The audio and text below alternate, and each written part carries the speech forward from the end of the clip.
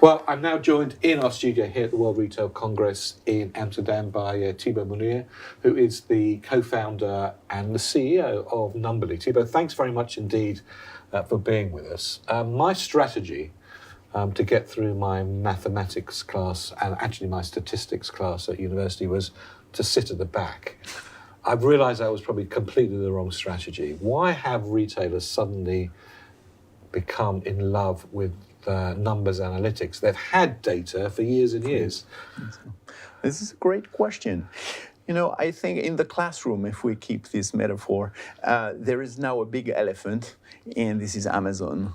And obviously, I think they played a huge role because they scare everyone in the room, and that makes an absolute priority for retailers to actually make sense of their data, organize them, leverage them, use them to first maybe increase the quality of their interactions with the end consumers, but also try to change, and this is, I believe, a hot topic, the relationships they have with brands.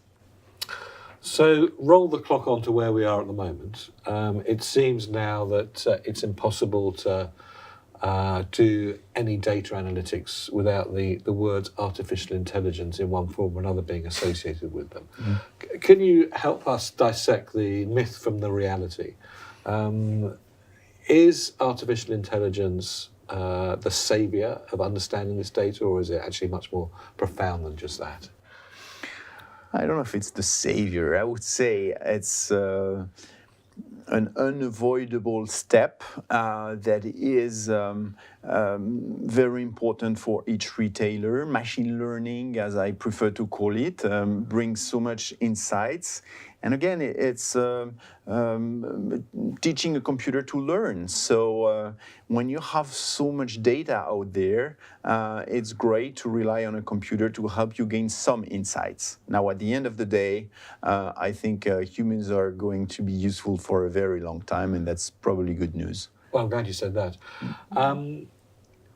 If a retailer wants to start to play around with this machine learning technology, what are the building blocks? I mean, can you literally just sort of turn it on, or do you have to go through a number of stages to get there? I'm afraid there's a couple of stages. There's always a catch. But I would say start with the basic, and when you have a loyalty card, well, awesome. Well, try to first connect your loyalty card data with your on-site and e-commerce data, and then start asking questions. You know, the hardest thing is always to find the right questions. You should spend 80% of your time trying to find a question, and then, as Einstein said, use the remainder to try to answer them. And what skills in the organisation do you now need in order to do that? Because in a sense, when you say, I want to link this data set with another data set, not really certain what that's going to entail, and then asking the right questions. Who in the organisation asks the questions? Who in the organisation interrogates the data? Who's the owner of all of that? Well, I could answer so many professions with names such as data engineers and data scientists and data gurus and all those data folks. But at the end of the day, I think it's all about putting whoever you have in the same room.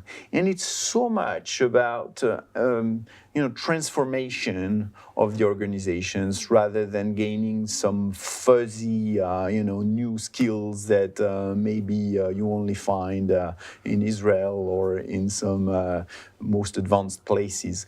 So I think as a starting point, I would put the people in the same room. Simple as that. I think so. And finally, give us a feel for what the size of the prize is. What insights, in your experience and the work that you've been doing, have come out of the fusing of data, the asking the right questions, teaching the computer to learn? Well, the first answer, the stake in the prize is survival. Well, there can't be a bigger stake than that. Really? You think is that as fundamental as that? For many players, this is true. I mean, many retailers, if they don't organize their data right, I mean, the consumers are changing so fast that they're going to have massive issues. And we see that already for some retailers.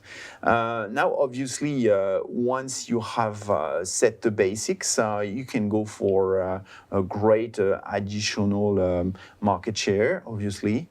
And so I think selling more to your existing customers, so really at last measuring and optimizing lifetime value, trying to optimize a little bit the media you buy, try to focus this media on the right people you want to target.